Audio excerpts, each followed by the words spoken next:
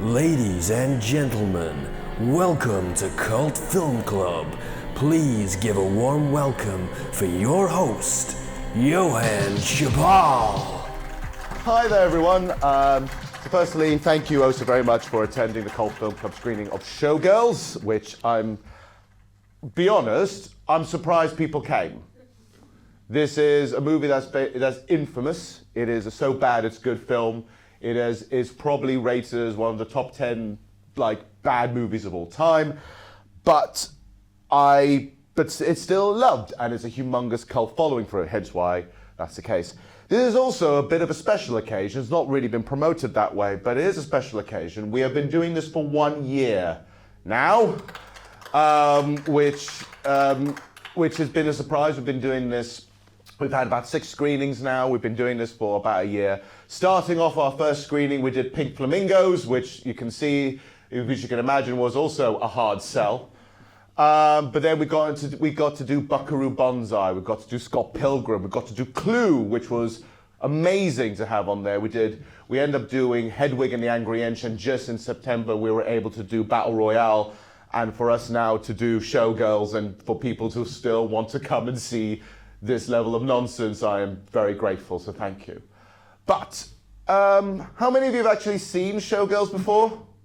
Yes, wonderful. How many of you haven't? Wonderful, you are in for a treat. That might be questioned though. You might look at your friend that brought you here and say, why? But, what's interesting is the story behind this and how it got to this point. So basically, this is a Paul Verhoeven joint. Although it was very on ice for a while. There was also the script by Joe Eszterhaus, who they worked together. Both of them and Paul Verhoeven worked together on Basic Instinct. So they've already got this kind of relationship of doing very, how can I put this, sleaze? Yes, but what's interesting is that after Basic Instinct, those two had kind of an estranged relationship. They basically didn't really like each other. But they still knew that they made one of the most successful films of that time, and they wanted to still work together. So Eszterhaus came up with an idea. Apparently the rumor was he came with an idea while he was on holiday in Hawaii, and wrote the idea of it on a napkin. I think it sums up the plot of this film, personally. And he came up with the idea and wanted to pitch it. He went to the producers and then went to Paul Verhoeven.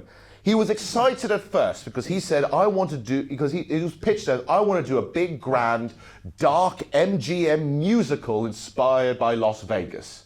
And so he was up for it for a little bit. Paul Verhoeven was excited at least to pitch in for the research.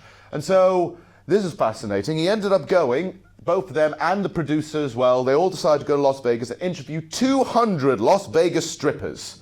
200 of them. Thinking it'll just be a romp, I suppose. But then as they interviewed all of these 200 strippers and, showgirls and women of the night, turns out that these stories are actually horrible. They involve, poverty, sexual assault, drugs. It's not going to be easy to make a romp out of this.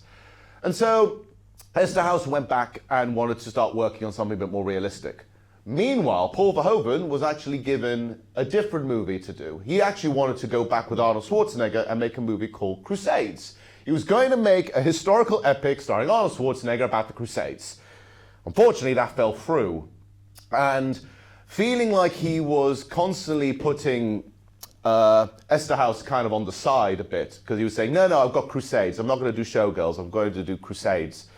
He kind of went back to them and kind of sheepishly did it as a favor and say, okay, I'm sorry, let's go and do Showgirls. But he wanted to do it quickly because now he has all this free time. He wanted to do Showgirls immediately. So he kind of rushed through it. And it kind of shows in the final film, because I think they only went with the first draft of the finished film and never got a second check. But with that, there was sort of other means of getting the funding sorted. So for Paul Verhoeven, he was almost able to say, right, okay, I'll only do this film as long as you allow me to do any cut I want, including an NC-17, which, if you know NC-17 in America, basically no one under the age of 17 is allowed to watch the movie. So, and that is usually a death nail for some people. In fact, people said, you shouldn't be doing this movie, this is going to be awful for you. I'm not saying that's right or not, but there you go. But as they were going through it, they decided to look at the scripts, they started to work together, and they kind of just said, okay, let's make this film. Even though it felt very rushed and kind of as a favor, Paul Verhoeven wanted to do it in one way.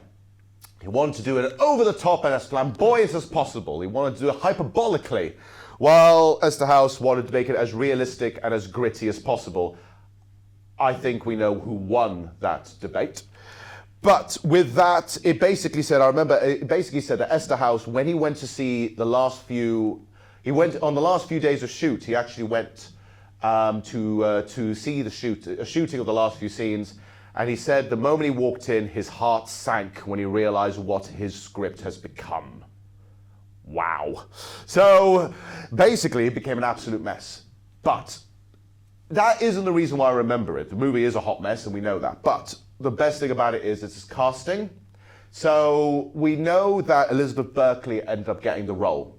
And let's just say she put 150% into the movie. She overacts to the point that everyone else looks sleepy compared to her. She is eating up scenery and more if you watch this.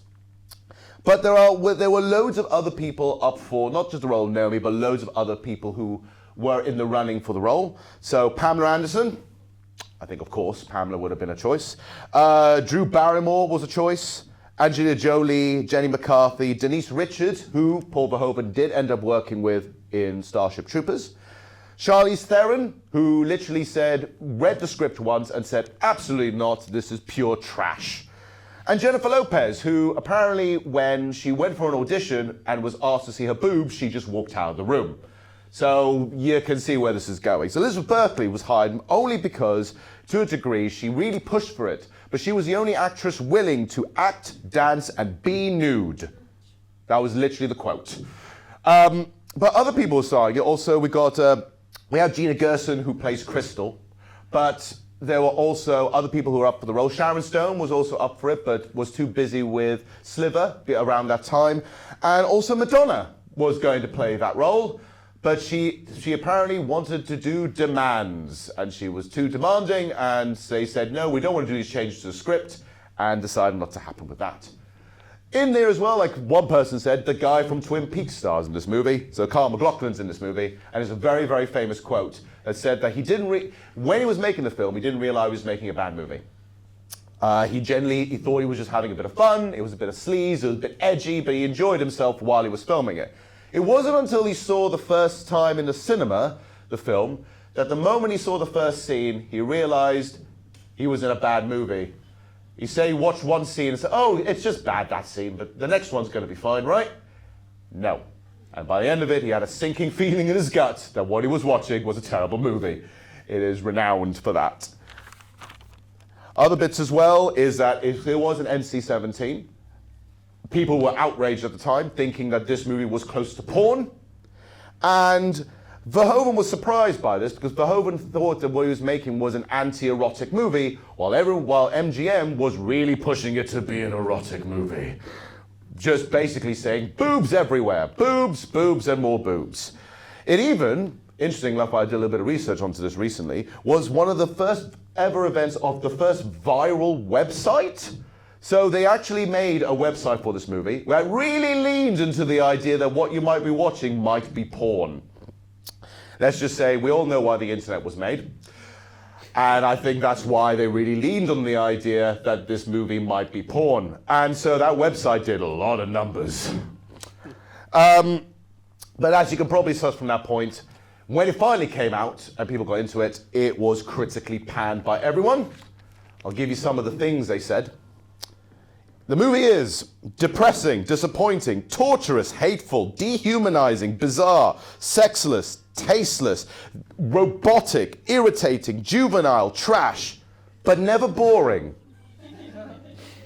Which I love that as a thing. So those are all the words. But it's never boring. This movie will not bore you in the slightest. This movie won several razzies to the point that Paul Verhoeven actually picked up his razzie at the ceremony. He was the first ever director to ever do that. So we should be proud of that man for accepting the fact that this movie was rubbish. But, you know, Eszterhaus also defended the movie, trying to say that this movie was actually a feminist piece. He wrote an article, badly labeled, Showgirls, It's for Women. He wrote a piece trying to defend it as a feminist piece and got completely slammed for it, to be honest, for not really understanding what feminism was. And so it's completely just ruined out by this point. He actually said during this time when he was writing the script, at the time he was in a very bad place, and he just really didn't realize all his mistakes he was making. Elizabeth Berkley, obviously, this almost crashed her entire career, to the point that she was almost blacklisted and did not really make any more movies ever since. It was only until about 20 years later that she actually embraced it. She attended the 20th anniversary of Showgirls, and people gave her a round of applause, and she became a cult star. And ever since then, she's been running the idea of being a cult star in that sense, and she embraced it now. In fact, you can actually buy a Versace pair of jeans and trousers from her website. So, if anyone's into that, you totally can. And because stuff like that has became sort of a midnight screening sensation. It was overnight. It became something that was so camp you had to see. It almost came to the point that it started to have a second criticism of it. It started to be revitalized as the honest satire that it was meant to be. That everything was purposeful. No one makes a bad movie on purpose. And so all these weird choices, the dialogue, the setting, everything about this film was done on purpose to show, and I quote, to show the world is purposely unpleasant, that you're surviving in a world of assholes. Wow. But the whole point is that it's supposed to be edgy. It is an edgy version of All About Eve. It is truly honest and a true exposure of Las Vegas. It's entirely up to you when you watch this movie whether you believe that it is the satire or this is just a campy romp. But it is a movie that I genuinely feel it is 100% an absolute blast. You will love it in whatever way you like. You can call it a satire or you can call it a piece of trash. But it has definitely gained a cult following and a second wind since then. So now, we have one little thing we usually like to do. We like to give tickets to the next screening that is going to happen. In January, we're going to have our next screening. And so I usually do this with a very short quiz. Basically, it's just one question.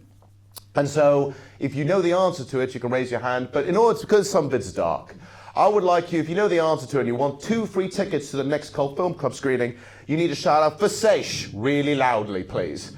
So you have to shout out Versace and put your hand up, please. So, if you're ready. Before this film, Elizabeth Berkley was on what famous TV show? What was that? That was Saved by the Bell. Thank you very much. You get the tickets. So if anyone's ever seen that episode where she actually has caffeine pills, it's one of the best things I've ever seen. She is very excited and she just can't hide it. Thank you very much there, buds. Give her a round of applause. So, you might be wondering what the next film club screening is. Can I have a drum roll, please? John Carpenter's They Live.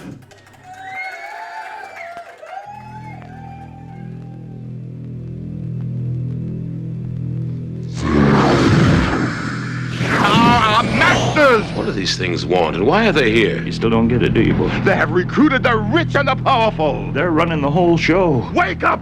They're all about you, all around you. Blinded us to the truth. Take a look. They are safe as long as they are not discovered. I don't know what they are or where they came from, but we gotta stop them. Stay away from me. Put these on. They have us. Look at them. They're everywhere. Our owners. We have no other choice. I don't like this one bit. Leave it alone, man. It ain't none of my business. Ain't none of yours. We have been lulled into a trance. Listen to what I'm saying to you. We're in trouble. The whole world's in trouble. Control us! You're sending some kind of signals out of TV sets. I've got one that can see. Mama don't like tattletale. Now we start spilling some blood. Let's go! Push a button. I have come here to chew bubblegum and kick. And I'm all out of bubblegum.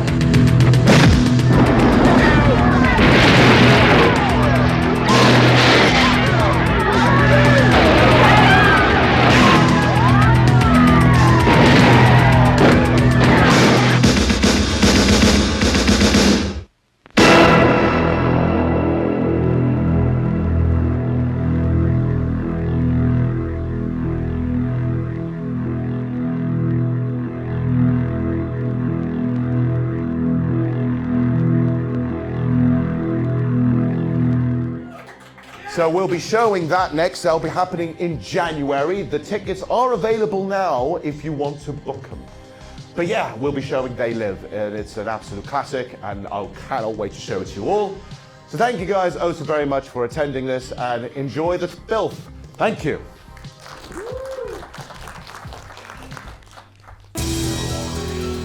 Fancy supporting Retro Rewind in the best possible way? Head over to buymeacoffee.com/Harvey Retro and choose from 2 options to unlock exclusive full movie and album commentary videos by yours truly and guests. Select membership and join Harvey's AV Club for £3 a month. Trivia, anecdotes, and even drinking games will be on the cards with these special commentary episodes. Or, if you'd rather, just say thank you without joining the club, select support and buy us a VHS tape, which is a single £5 contribution, and don't forget to tell us which classic you're adding to our library, as it might inspire me to review that movie in future. And that's it.